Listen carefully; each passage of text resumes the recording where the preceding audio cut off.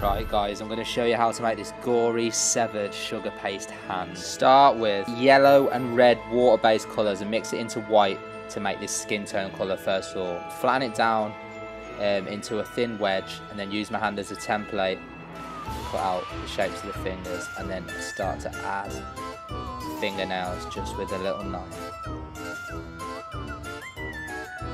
Just cutting right at the very end to make a little sharp fingernail stand away from the base of the sugar paste. And I add loads of lines and wrinkles with my Dresden tool. Rough up the wrist end with my knife so it looks like it's been severed. Just adding more wrinkles and lines all around the hand. And I'll start to cut this shape away at the back and do a nice gash in the middle of the hand. Just using my knife. Make a line and then push the sugar paste away. So don't cut further away from it, just cut next to it and push it away. And then just rough up the inside of that. Then using my skin tone palette, my light pores from Spectrum Flow, start to add this realistic skin tone to the hand. Starting with all the crevices in between the fingers and all around. Then I'm going to go straight to my blush to give it some reddish tones around the knuckles, around the edges of the fingernails. I'm going to take a water-based egg yellow and just around the cut in the middle of the hand and near the wrist, I'm just going to spray some yellow.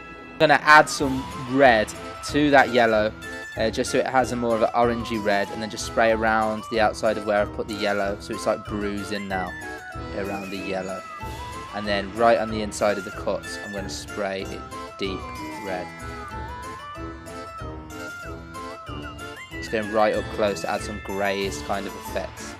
Then I'm going to use the Spectrum Flow white to add some white to the edges of the fingernails and right on the edges of the skin before the inside on the cuts, just to highlight where the skin has been left open.